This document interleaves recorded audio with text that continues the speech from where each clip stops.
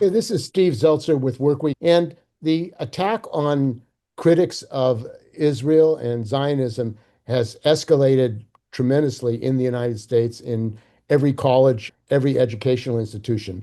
And one of the incidents that has happened in California is at San Jose State University, where a faculty member, Sang Hae Kil, has been reporting on some of the struggles going on, was targeted and attacked.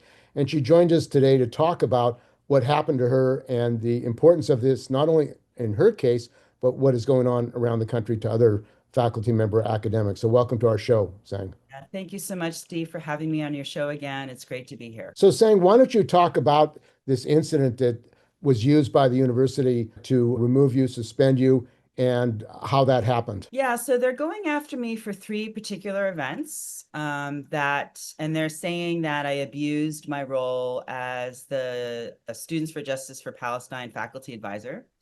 The irony is that none of the three events that I attended were sponsored or co-sponsored or officially sponsored by Students for Justice for Palestine. So literally, I just showed up to my job and perform my job duties, and they're trying to nail me for a whole host of crimes, about 5 cluster of crimes. So let me tell you about the events because I think they're pretty significant. So the first one happened when this guy named Blittinger from CSU Long Beach, who had denied a genocide in their local campus paper, was invited to speak by the Jewish Studies Department, co-sponsored by the English Studies Department, History Department, and our head of DEI on campus to talk about a two-state solution and peace. The irony was not beyond me on the fact that this person's done a genocide and wants to talk about a two-state peace solution. So in my due diligence as a scholar activist on campus, which was what I was hired to do, and for which I was promoted through all ranks, I'm a full professor, I emailed the history department, the head of DEI, as well as the English department to say, I think that you should probably uncouple your co-sponsorship because this guy is not a good egg to talk about the two states peace solution and what's happening to Palestine. He's biased and maybe unhinged. So it was a very professional letter, and my language was very clean, and everyone refused to de-sponsor, and they stood their ground, which is their choice. I was just trying to give them a warning.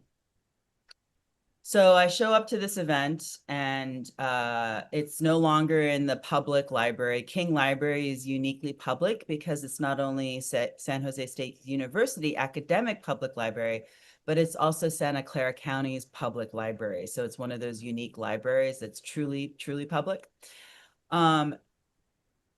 No signage that the talk has been canceled. Instead, I come up and there's a person there redirecting everybody. And all they said was the talk has been moved to Sweeney Hall. Okay. So we all get shuffled and we go to Sweeney Hall. We arrive to the classroom being flanked by police and them telling us that only enrolled students are allowed to watch this lecture because now it's in a private classroom and you have to show ID that you're an enrolled student. So I called this an academic ambush because basically they took a public talk and privatized it without any signage, without any discussion. Funneled us into a very narrow hallway. You know, there's 50, 60 people there wanting to hear this talk that were denied by a couple handfuls of police who escalated the situation, didn't treat us nicely. I saw Jonathan Roth, a history professor, allegedly assault a student right in front of me. He had also inappropriately touched me many times using his back, pressing it up against my chest before he did that. Which I think he did to try to get me to push him off my body and claim that I assaulted him, quite frankly. That's my narrative of why I think he pushed his back into my breast twice. The good thing about him assaulting me in that way, in my opinion, is that I was able to track him. So I saw him walking down the hall, taking out his phone, the person trying to block being filmed, and then him grabbing her arm, twisting it, in a painful manner to, I suppose, discipline her from trying to be soft doxed by him. And it's my understanding that people understood him to be a soft doxer on campus, a known soft doxer on And campus. what is a soft doxer?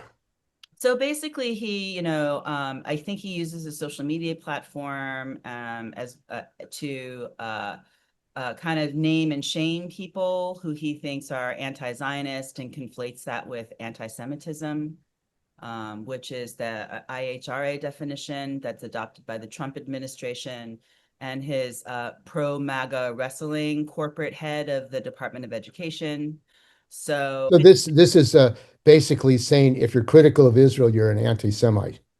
yes, that has been Jonathan Roth's claim for many, many, many years, is my understanding, and I have refuted him on that claim for many, many, many years, is my stance. And so, yeah, so I saw this assault, and this student was a Palestinian student, so I did Title VI him, and I reported him to Title VI.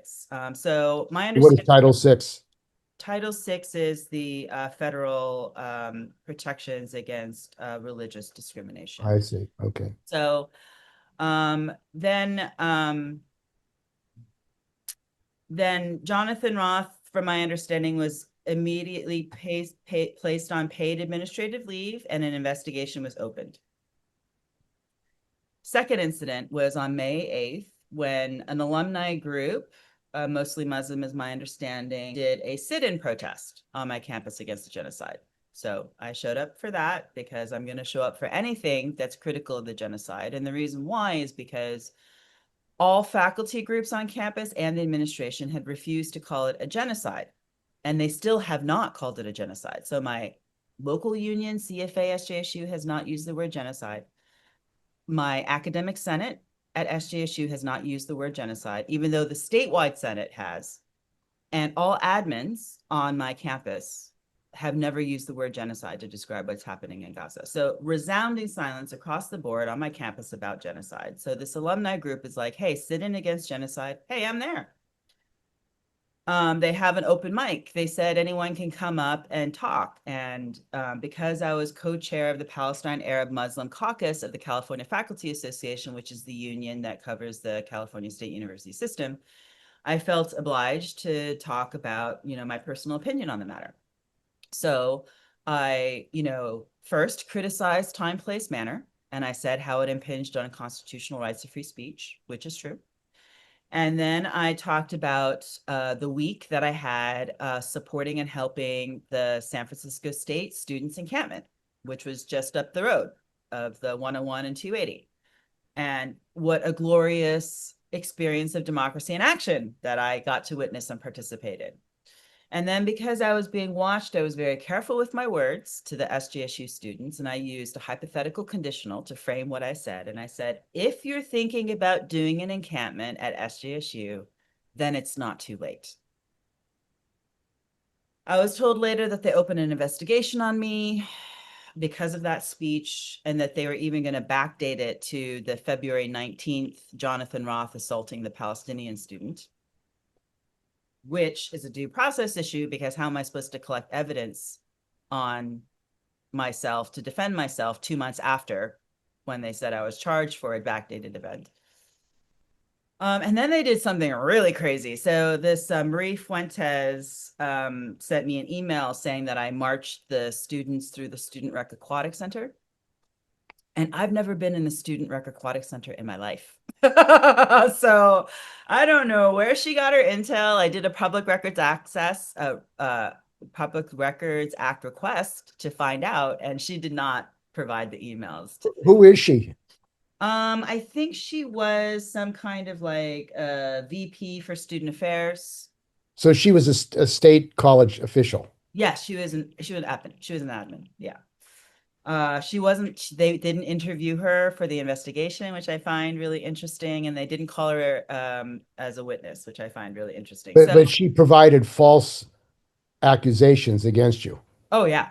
Oh yeah. So it was Straight up false accusations that were false not based. accusations from top to bottom of the email.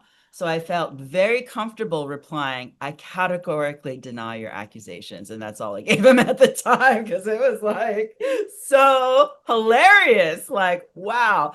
And they even was just like, at the sit-in, you ordered the students to encamp and thank God the students didn't listen to you. And they didn't encamp. And I just wanted to hold my tongue.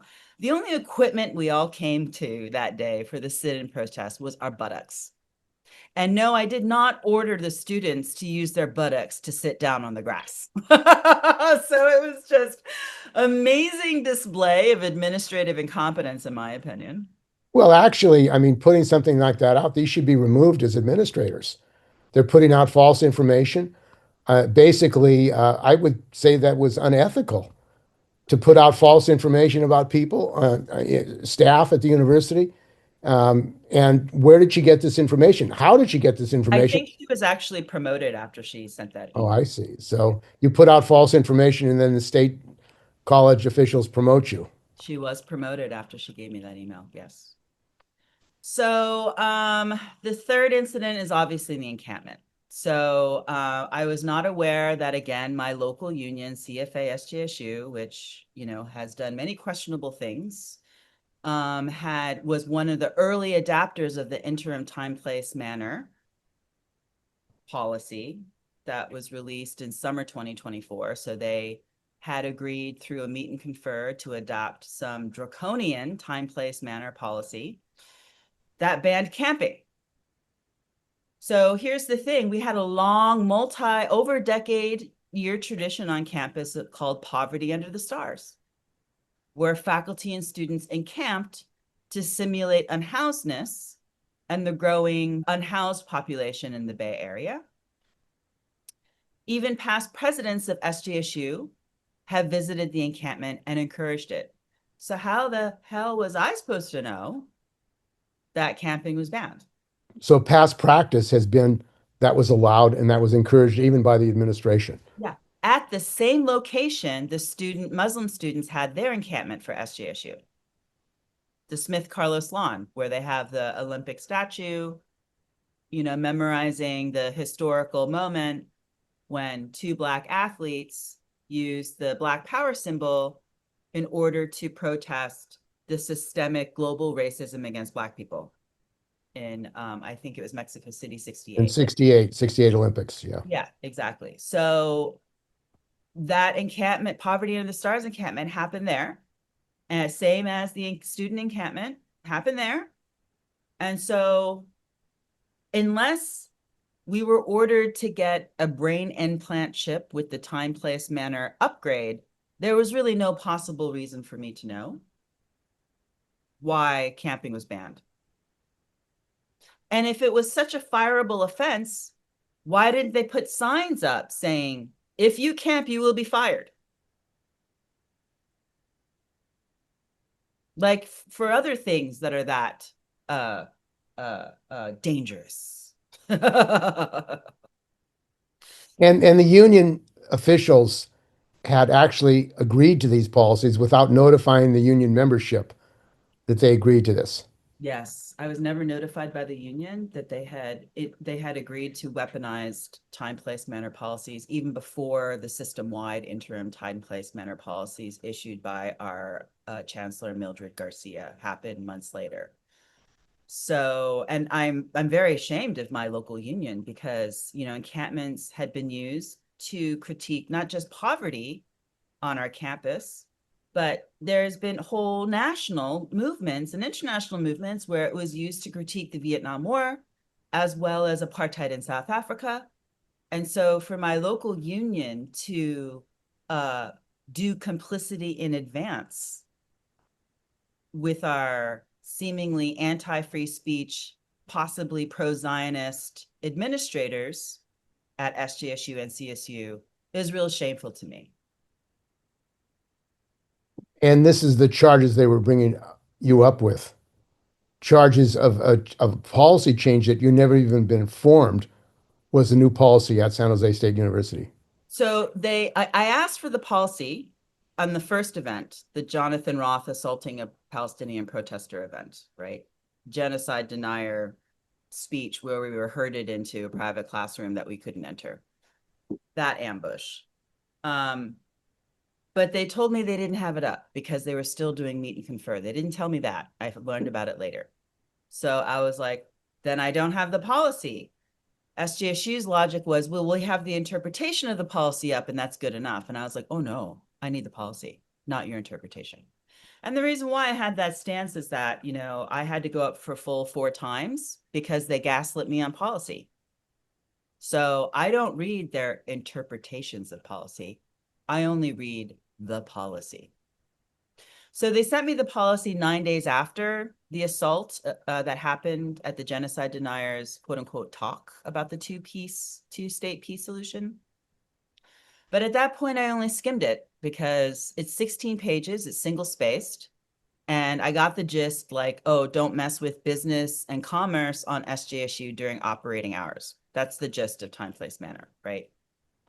And then when I showed up to the other 2 events, the sit-in and the encampment, I was never officially Students for Justice for Palestine faculty advisor because for whatever reasons of their own, SJP refused to co-sponsor these events.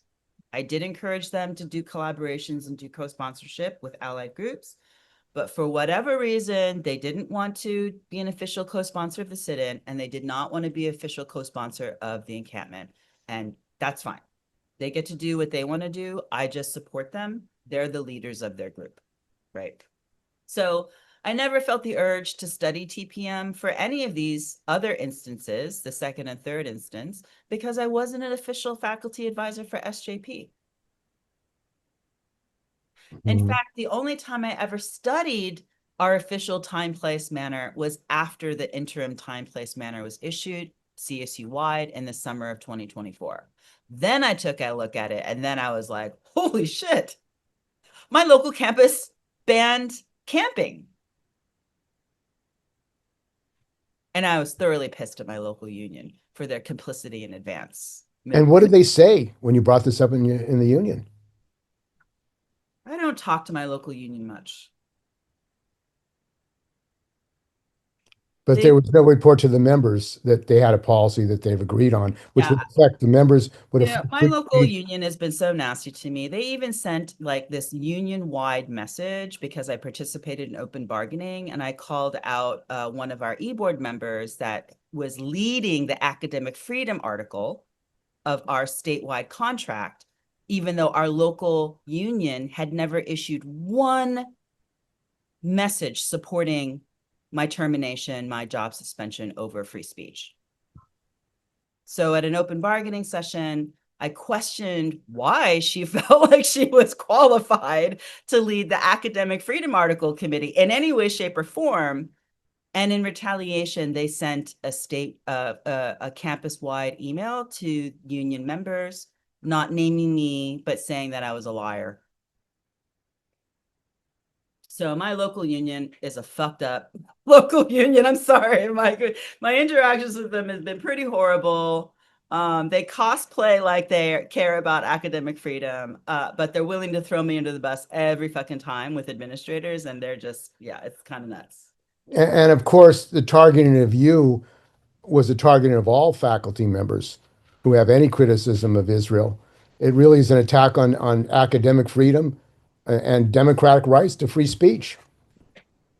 Yeah, I don't think my local union gets that. If you could talk to them, that would be great. They maybe if someone outside the union speaks to them, they might have a light bulb moment, but yeah. To their credit, after I asked them directly to email their members about my hearing, they did eventually do that. So to their credit. So the union leadership was complicit in these new regulations. And then what happened? So I was on job suspended paid leave for about a year. And then I found out that Jonathan Roth was put on the fall schedule, which shocked me because there was video evidence. Someone caught him on video with that assault and posted it publicly on social media. Many groups posted that video publicly on social media. So pretty shocked when I saw him teaching multiple classes at SJSU. And then I think I got my termination papers. So You got on video termination assaulting paper students. without a hearing? So they invoked Article 19 of the collective bargaining agreement. And so they terminated me, and Article 19 allows me to appeal my termination, and they offer me 3 venues to appeal. I can do it contractually behind closed doors. I can go to the personnel board, which is, I think, appointed by the governor, or I can do a public hearing. And I chose the public hearing option because this is a constitutional free speech issue related to academic freedom, tenure, and right of faculty co-governance.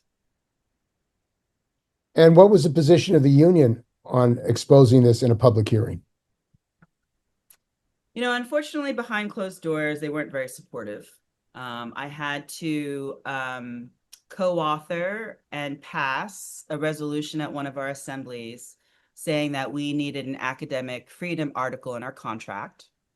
I also had to author and argue and pass at another assembly that CFA needed to defend people at their public hearings because they had made up a policy at that point saying that if you choose the public option, that CFA doesn't help you. And CFA, how many employees do they represent at the California State University? So my understanding is that California State University has almost 30,000 employees. And they really were not taking up a political campaign, even though their members were being targeted as a Yes, result of this campaign, the yes, Zionist. yes. But luckily, our union's under new leadership. So when I got terminated, a new president had already stepped in. And she actually gave me a phone call while the prior president did not and ignored me. She actually gave me a phone call and said, this termination is against everything that we believe in and we have your back. You know, because I basically told her, I was like, I'm going public, whether CFA likes it or not. I'm choosing the hearing option, whether your legal thinks it's wise or not. Because their legal was basically telling me it's so risky. And I was like, I don't care. I'm going public. And so finally they were able to line up their ducks because I basically told CFA, I was like, I could defend myself. And I have. I've defended myself and 4 other people in these public hearing statutory processes. I'm knowledge. I have good knowledge of the CBA. I have good knowledge of how these public hearing works, more so than the union because they choose not to do these venues or help people to do these venues. So I was in a perfect position to turn to my union. I was like, I'm going to have an empty seat next to me at this public hearing. You can choose to sit next to me or not, but I highly suggest that you probably sit next to me because this is a historic case. And the whole issue of union democracy and the frontal attack on democratic rights, the frontal attack on critics of Israel being accused of being anti-Semitic, and the failure of the national unions, AFT, NEA leadership to launch any kind of national campaign, or SEIU in your case. You're a member of this union that your CFA is affiliated to the SEIU. It seems the SEIU with 750,000 members in California should reach out to all their members that this is an attack on all democratic rights. If they can go after faculty who are SEIU members at the California State University, I mean, all educators are threatened, all staff are threatened. Okay, so David Huerta might not be happy with me because I did get in his face about this when they had a statewide board meeting. I was able to capture him before he went into the meeting. And I told him my thoughts on SEIU staying neutral on AB 715. And even though AB 715 only relates to K through 12 education, and it conflates anti-Zionism criticism with anti-Semitism, it actually greases the skids for that same mechanisms to happen in higher ed. And it's an attack on the whole education system, not just K through 12, but also higher ed. So I got in David Huerta's face because also I'm a border scholar. And I said, what ICE did to you is what AB 715 is going to do to teachers in the classroom. And he didn't enjoy that critique. but my critique was solid because I And he had been attacked in Los Angeles by ICE. He was in front of was kidnapped by ICE. the SEIU made a national campaign. There were rallies all over the country. Exactly. And I promoted his case. I was very pissed. You cannot kidnap our union members for your political convenience. They have a right to protest. They have a right to agitate. And the SEIU, of course, is tied to the Democratic Party. Yes. And the former head of SEIU 2015, which has over 500,000 members, April Verrett is the president of the SEIU, became the president of the SEIU from 2015. And the SEIU has tremendous power in California, Yes. 750,000 members in California. They could launch a labor party. They could lead a political fight if Yes. they wanted to. What And is that's the why it was obstacle? And that's why it was so important for me, because I was under termination at that point, to get into David Huerta's face and be like, I'm being fired, and it's because of decisions that you're making, like with AB 715 and staying neutral, that allows me to be fired. And I am the canary in the coal mine, basically. And you've helped grease the skids for more of me to come. And SB 715, why don't you talk about specifically what it does and also the role of Scott Weiner and the Zionist in California pushing that in the legislature? And Scott Weiner, who says he's for immigrants and is now running for Nancy Pelosi's seat. Who are Yeah, the I people who really wish pushed you could it? recall Scott Weiner in some way, shape, or form. So the reason why I have such problems with Scott Weiner was because early on, I saw a letter that he sent to the UC Board of Trustees, basically outlining his case for why TPMs need to be upgraded and weaponized in order to stop this quote unquote anti-Semitism that was happening on campus, which he equated with the pro-Palestinian movement And against the what are TPMs? time, place, manners are these seemingly innocuous policies that say, business and commerce should not be disrupted during operating hours. But what they are actually are policy traps, basically, to kind of capture students, faculty, staff, or even people who just step on campus in order to police their behavior, particularly around free speech. So it's an administrative scheme in shutting down democratic rights and voices of the Exactly. Yeah, faculty and students. And at exactly. San Francisco State, which I was at during the San Francisco State strike, Hayakawa, they tried to ban demonstrations. They tried to prevent the students and the faculty who were on strike actually from taking democratic rights to speak out and Exactly. organize. Yeah. But here's the problem with time, place, manner policies. When you have sporting events on campus, people are free to make noise, disrupt, and shut down with their joy, right? But once you have a political protest on campus, then it allows the selective enforcement where people are shut up, possibly brutalized, and possibly silenced. So this struggle around 715, I know that locals of SEIU, 1021 and others opposed it. And there Yes, was a CFA struggle. opposed it. Yeah, so let me be clear. My union opposed it. And as we are SEIU Local 1983, and we opposed it. And we did our best to pressure David Huerta and his board to also oppose it. But my understanding is that despite our best efforts, they stayed neutral. Was there a discussion, democratic discussion with the rank and file about this bill, how it would affect workers? I don't understand the inner workings of SEIU, so I cannot comment on it. I just know the inner workings of my union, and I know that we took a strong stance and we said no to SB 715. And what is SB 715 aimed at doing? Is it going to threaten the elimination of people who speak out? And is that the purpose of it? It's kind of like time, place, manner, like I described, in the sense that it's going to regulate people's speech. So it's really kind of aimed at this, like, oh, anti-Semitism is rampant, but their definition of how it's rampant is that they conflate criticisms of Zionism with anti-Semitism in order Well, to, in order to say anti-Semitism is rampant. Now, here's the problem with that.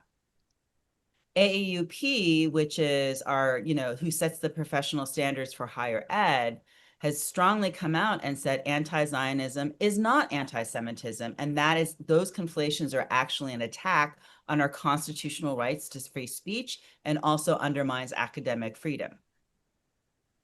Now, AAUP covers higher ed. I understand that, but the same mechanisms for K through 12 also made those same arguments because those are true. And yet the governor still passed AB 715, thus basically policing K through 12 classrooms for that particular conflation. And Scott Weiner has never said that there's a genocide going on in Gaza and Palestine. They refuse to use those words. What does that mean? My campus, my administration's done the same, my local union's done the same, as well as that my academics done it. Why can't they say the word genocide? Since most of the world recognizes this is a genocide Democrats, going on. Democrats, liberals. So the Democratic Party is basically the leadership is basically saying we're not going to use the word genocide because that raises questions about the relationship of the United States to what Israel's doing. Yes, I mean, Israel's being supported listen, by the United States. I was job suspended with pay under Biden. Let's be clear. Not under Trump. I was terminated under Trump, but I was job suspended under Biden. So they've continued the policy of supporting the genocide and supporting what Israel's doing to the Palestinians, whether Exactly. Democratic or Republican. Exactly. The people that stay silent are the people that like what's happening geopolitically with Israel and their imagined like threshold to power that we maintain through our relationships with Israel and our support with money and arms in the genocide of mostly women and children in Gaza and Palestine. And they're trying to shut down, it appears, any criticism of what the United States is doing in supporting Israel and supporting the genocide. What has been the reaction of faculty and staff and students at California State University? Oh my gosh. So the CSU provided personal data to the EEOC in violation of California Law Amendment 1 that says that, workers have privacy and confidentiality about their personnel data. So CSULA was offered up as a sacrificial lamb to the feds, the EEOC, who are hunting for anti-Semites. So that violation has already taken place. Luckily, because we're under new leadership, the CFA has sued and to try to prevent any other campus's personal data to be given up to the EEOC. And Newsom appoints the trustees at the California State University. Who are these trustees of the California State University that appoint the management of these Yeah, campuses? I think the appointment of the trustees is one of the fundamental problems, or even the existence of the trustees is one of the fundamental problems here, because they seem to be so aligned with the Democratic money machine that they just do not have any kind of analysis on how this would impact faculty tenure, faculty co-governance, or maybe they do, and they're just going for it. Part of me thinks that because we're in MAGA mania right now, and because our board of trustees and chancellor are very pro-corporation, that they're seeing their moment of interest convergence, where they can kind of take a lot of these MAGA initiatives in order to reconfigure the California State University in their corporate kind of fantasy. And is there a labor representative, one union representative on the trustees of California No, and State? that's the problem. Exactly. We don't have any CFA reps there, So like, what the hell? These are just people, these are moneyed interests, moneyed people who at the end of the day care about money, money, money, money. And if they can feed an AI initiative to create our future scabs as faculty to replace us in the classrooms, they're going for it. It looks like they are. So Gavin Newsom, who is taking $10 million from Google, apparently is bringing AI, these techno-fascists who run these AI companies into the California State University. And he did that without consulting the union, the workers. Is that what happened at CSU? Oh yeah. So I remember Bill Gates a few months ago saying that, AI would basically replace the whole education system, K through 12 and higher ed within 10 years. It feels like Gavin Newsom is thoroughly inspired by that prediction and is going for it. And so it is our duty as educational workers, as people who are strong in their labor movements, to push back against this injustice. And this AI, there's mania now. Billions and billions of dollars are going into it in San Francisco. They're building these data centers. Did a story on Tucson, Arizona, where Oh yeah. Amazon wanted to build a secret data center Oh of, yeah. and in a desert community to take their water Yeah. in So Tucson, little water. Arizona. And I lived in Arizona for 10 years. I can tell you how little water they have, but yet they're going to steal that water to cool down data centers. I just recently got I live in San Francisco. I recently got from PG&E, which is my energy company, announcement of a rate hike. And I seriously wonder if this is related to AI,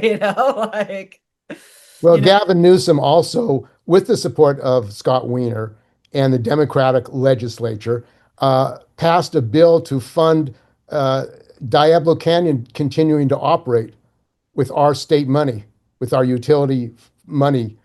So to keep this broken down nuclear facility, PG&E, running and increasing our bills. So this massive increase in California yeah, uh, under Gavin Newsom, and who yeah. was also attacking solar energy in California.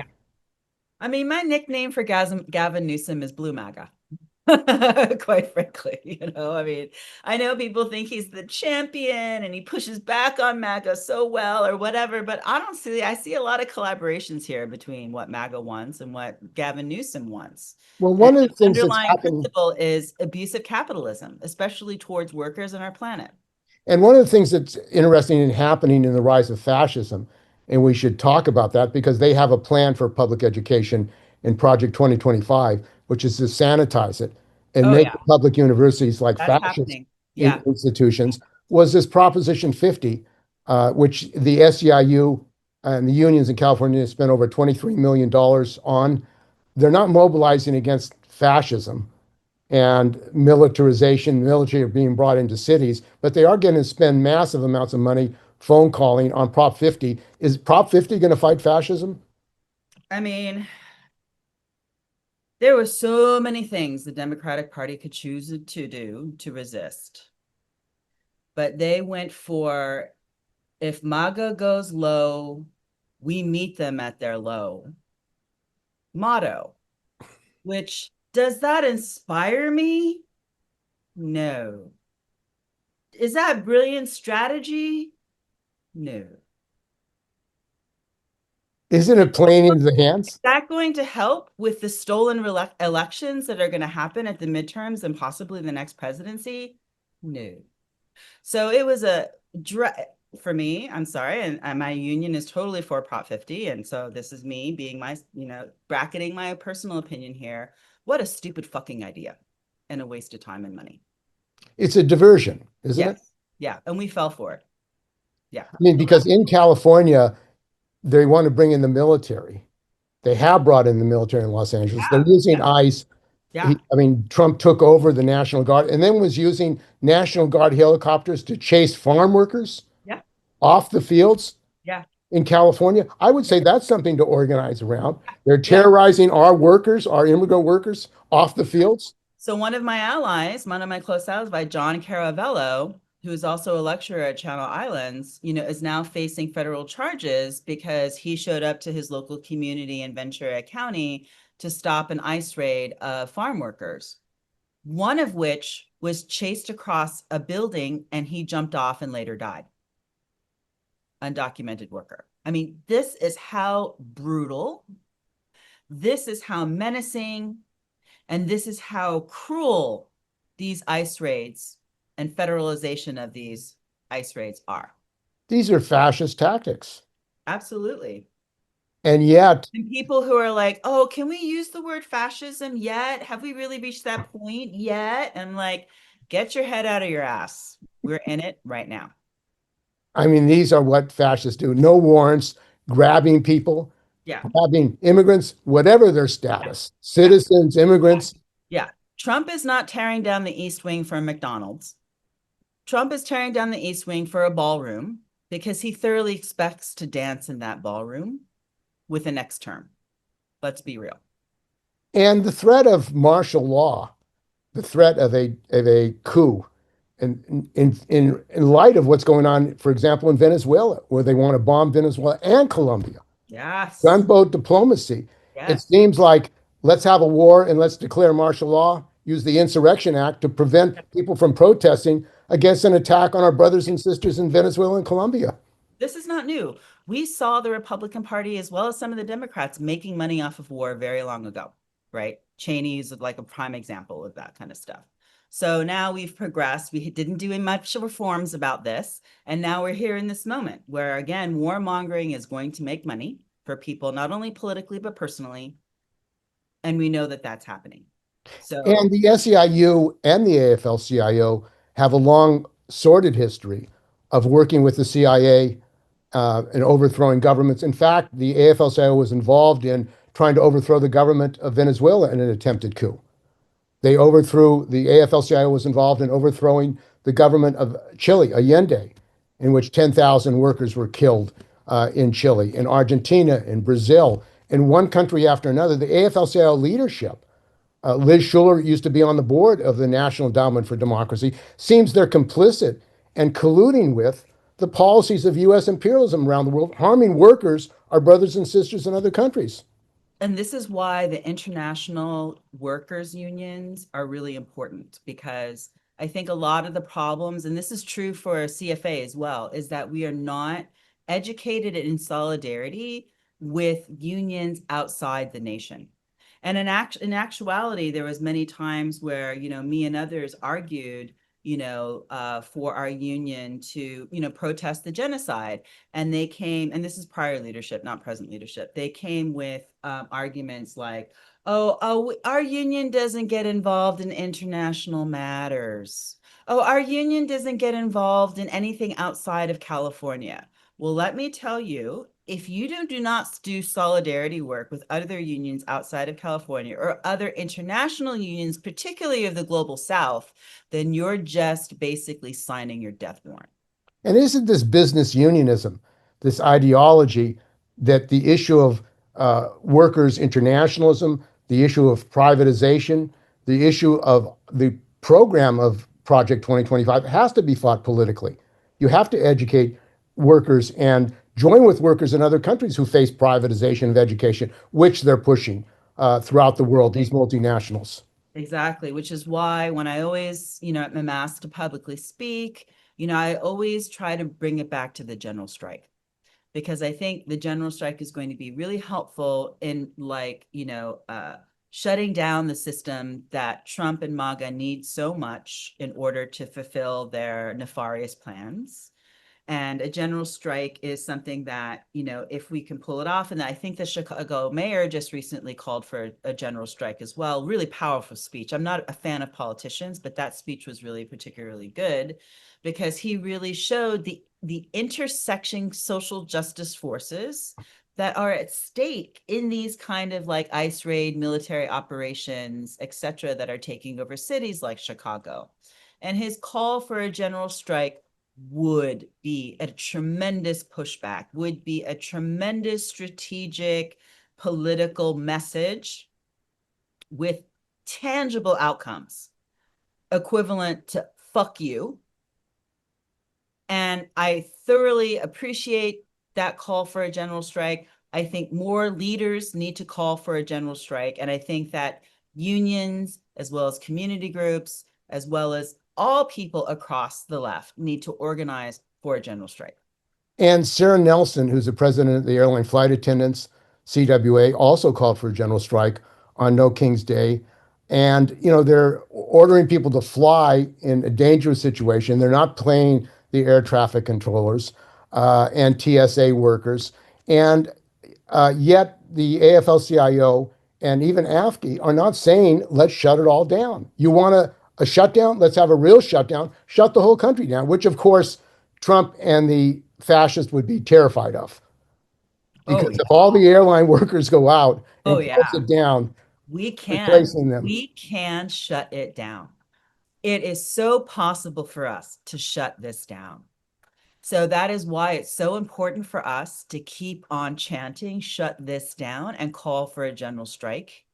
I see it in our distance. I see it on the horizon, and it's heading toward us. It's coming closer. It's within our reach. And we need to organize for it in order to actualize it, because that shit is going to kick people's ass, and it will empower people to the power of democracy, not only on an individual level, but on a collective level.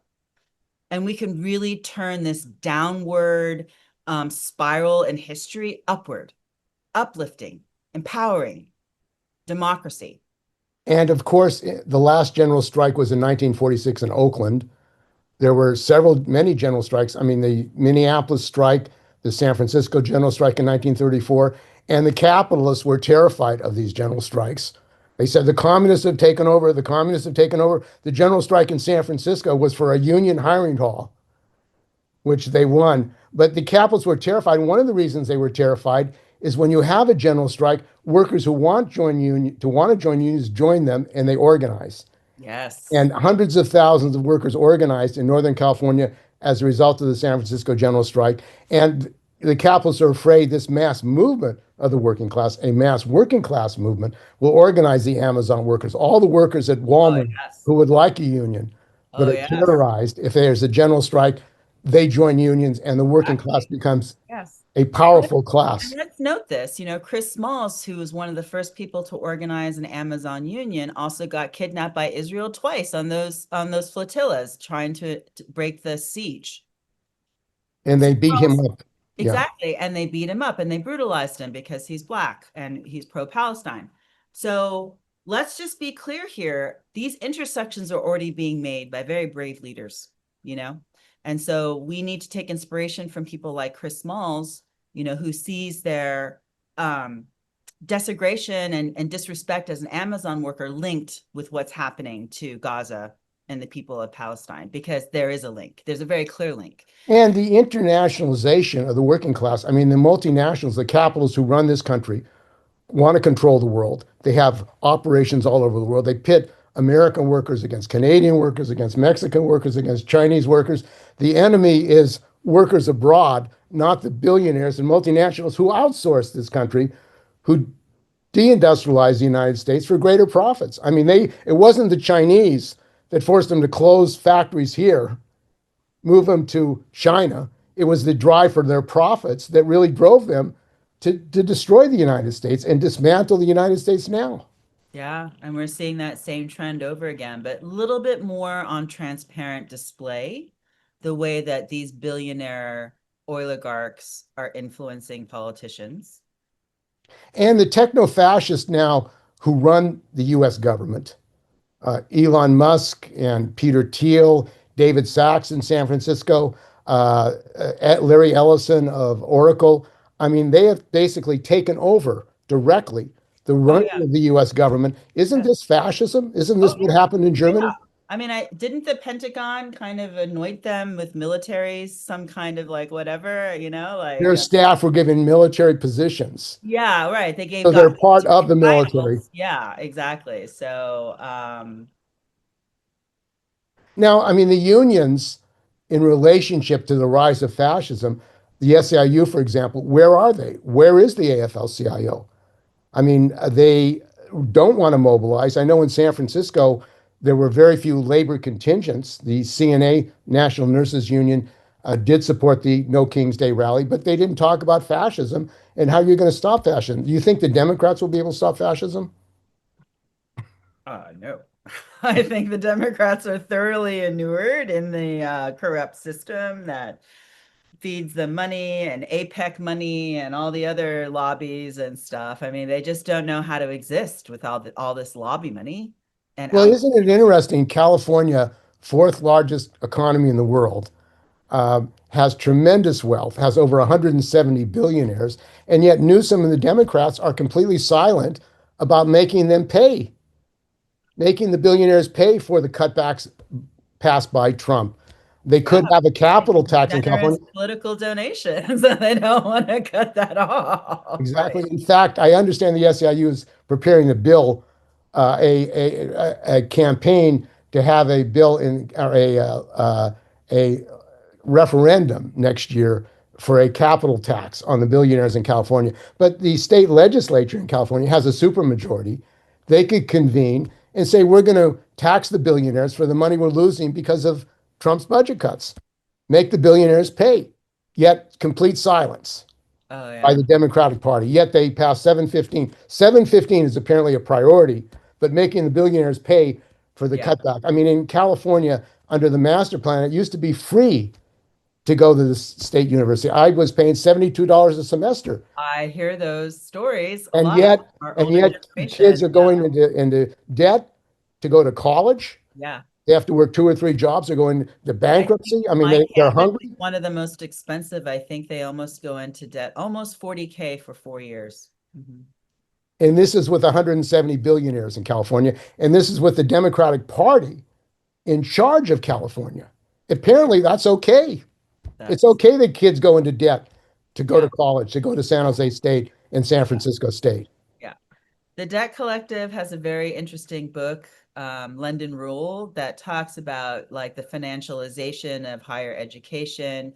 You know, teachers are in debt, staff are in debt, students are in debt. And so the education system just becomes this really big, interconnected debt hub that keeps us all kind of like under control because we're all in debt, and struggling to be even middle class. I mean, I am a They full. don't want freedom. They don't want freedom for people. Yeah, so it's amazing that this higher ed, K through 12 and higher ed, because we love to teach, has turned into this like debt mongering mechanism that keeps us all suppressed in debt, not being able to climb up the economic ladder, and disempowered as workers because of it.